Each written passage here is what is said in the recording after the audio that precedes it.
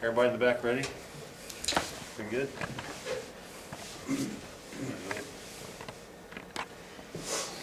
We're ready, Coach. I'm not sure I am right Oh. now. Man, went down the wrong way, I'm still. I think the break came at the right time. You're 6 games in, and we had 5 in 12 days, and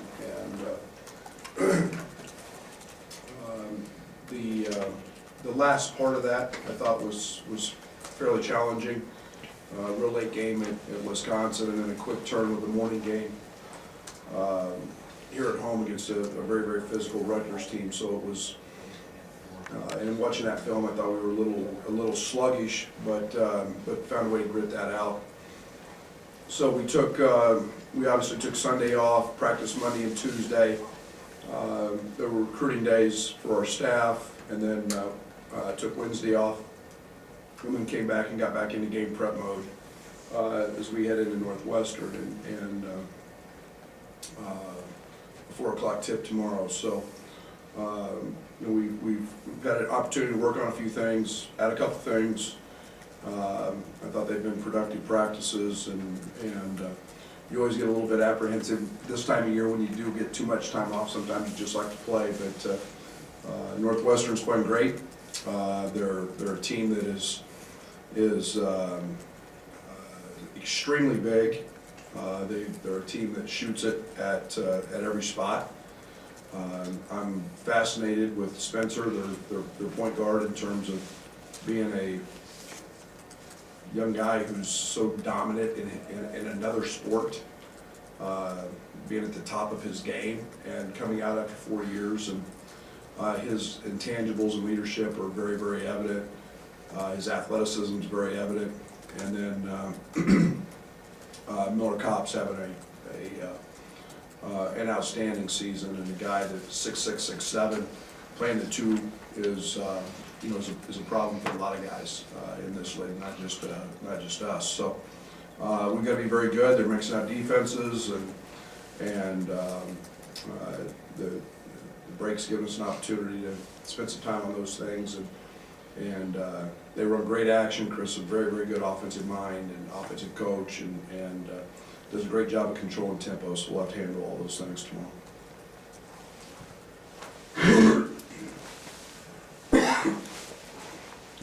I mean, they've had a couple injuries that have maybe forced them to go with an even bigger lineup. What kind of challenge is that for your team, where Spencer 6'3", but then 6'7" through 6'10"? Yeah, they're basically starting 3 guys who could all play small forward, power forward, and then Young inside at 6'11", and I don't know if Bowie will be back. He's gotten off to a terrific start as a freshman in conference play. I think in conference play he's averaging 16 a game. I think he was to be evaluated later in the week, so I don't know what his status will be. Yeah, they got challenges. They pose challenges. They're very good on the offensive boards. They're deceiving. They've been out. They out-rebounded Iowa in their last ball game. There's a lot of post-up opportunities for those guys at that size, and they take advantage of that. In addition to that, they seem fairly young. Is there an extra challenge in scouting or preparing for young teams? Are they more unpredictable? Well, Chris has got a pretty good system going, and in terms of what he's very comfortable with, I think they're a team that continually is getting better. They're better than their record is showing, and they're a team that's playing awfully hard. They're fighting, you have to maintain for 40 minutes against them. And you look at home against Michigan State. That's a 2-possession game. Midway into the second half, and they're right there, and you've got to compete against them. And this young team's getting better. Turner, as a guy coming off the bench that hurt us last year, and Turner's playing great. He's shooting the cover off of it right now. So they're continuing to improve, which I'm sure is making Chris very happy. Brad, this is the first time seeing Northwestern this year. The first game last year, their place was in the Turner 3. And is there a benchmark that you can kind of look and see how much further most of these guys are back that this group is compared to where you were at that point and doing things differently, like rebounding improvements? Yeah, I mean, I watched the Big Ten tournament game last year, and I mean, we missed. I think that was a game that Georgie had 16 at half, and the rest of our team had 14, or somewhere in there, and we missed so many layups and didn't guard very well, and again, it's nice to see some growth there, and that's been really positive for us. So I hope we're that team tomorrow. Brad, over the last couple of weeks and this last week for having the week off, what have you learned about your team specifically? Well, I love our connectivity. I think that we're not satisfied by any stretch of the imagination. I think that we've heard enough talk about being ranked, and first time since 2014. It's the middle of January, and I understand the significance of it, and to me it's mind-blowing. It really is that it's been that long, but it's January, and you've got to continue to keep plugging away, to keep getting better, and that's happening. Our guys want to get better. The break has been very positive for us in terms of guys in the gym and guys understanding what we're doing, and that's exciting. Follow up on that, Iowa mentioned go from being the hunter to the hunted, having the rank and being up there in the Big Ten standings. How do you judge if this team's ready for that? And I know you probably just spoke to that, and also any tweaks in the mindset with that.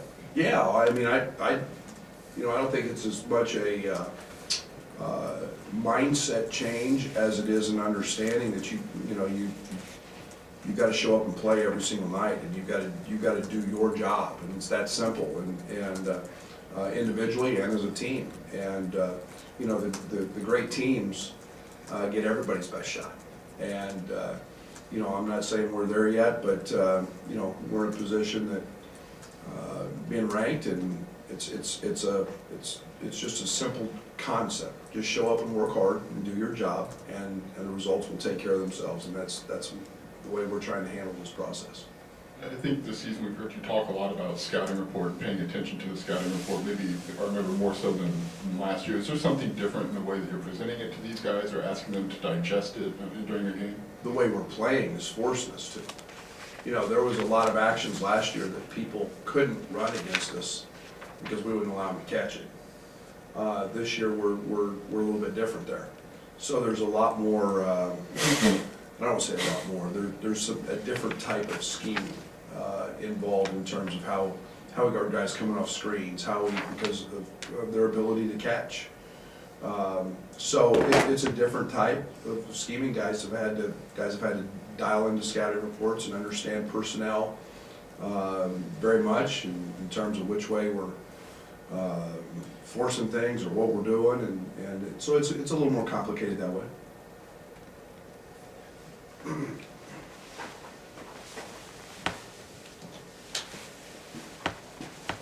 All right, I'll go.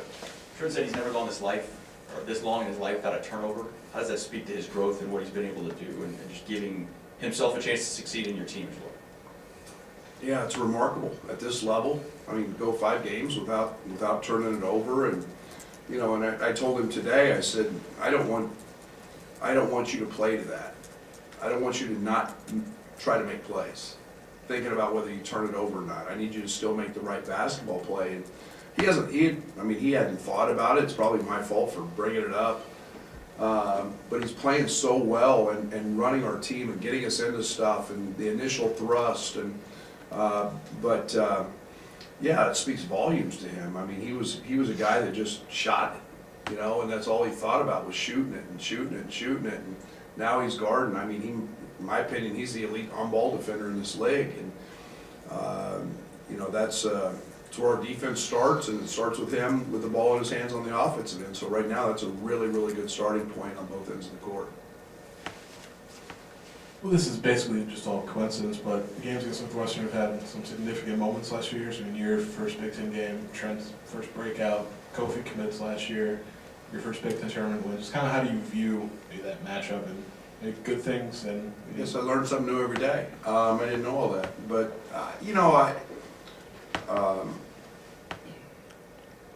I don't put any more significance on any one game. In a regular season, it's Northwestern, they're in our state, they're very well coached. So I guess I don't look at things like that, Scott, and that's your guys' job. I look at it just from a very basic point of view of it's our next game, and we gotta go, play, we gotta continue to get better, and that's the way I look at it. But that's an interesting side note that I didn't know. But I look at Northwestern at 4 o'clock tomorrow, and we better be good. Nico in the back. Brad, follow up on Trent, 11 points away from 1,000 in his career. You had said you had challenged him a couple weeks back to kind of get more aggressive on the offensive end. How have you kind of seen his offensive game kind of mesh with that, what he's doing on the defensive side of the ball since then? Well, I think we're seeing a very well-rounded player, and I think our balance on offense, whether it's Trent, whether it's Aya, whether it's Dre, whether it's Kofi, whether it's Georgie, Allen, we're starting to see our balance come through, and that's making us a very tough guard. And for Trent to be able to maybe shift gears or change a mindset a little bit, where it doesn't have to be him getting 15 to 20 shots every night, and that says a lot about his character and his understanding of the game and his willingness to want to win. So it's an awesome feat to reach 1,000 points, and when that happens, we'll celebrate it. But I know we've got one heck of a college basketball player on us that does a lot more than just score points. Just talk about Kofi's progression offensively from the start of the season to right now, versus like how he does on reads, seam cutters, making the right choice on offense. Yeah, he's getting better at it every day. I think early in the year with some of our non-league games, I think he physically just overpowered some people, and that's okay. He has the unique ability to go do that, but I think that's where he's been. I talk about him being a sponge, being a great listener. Those are the things that he's got to understand. I told him today, just not accepting a block out, how important that is by just trying to get around that block out. Let that guy continue to block you out, but it moves that area and opens that area up, so maybe somebody else comes in and gets the offensive rebound. And him just understanding all of those little sidebars and tidbits, how important they are, and how physical contact impacts, Io getting downhill for a layup because he seals, because he ducked in. All those things are growth things for him, and he's continuing to understand, he's continuing to learn. I'm sure you're looking for improvements in all areas. Any in particular that were a point of emphasis this past week that you focused on in practice? Yeah, we've got to continue. We've spent a good amount of time working on our ball screen stuff, or defensively, and then offensively, we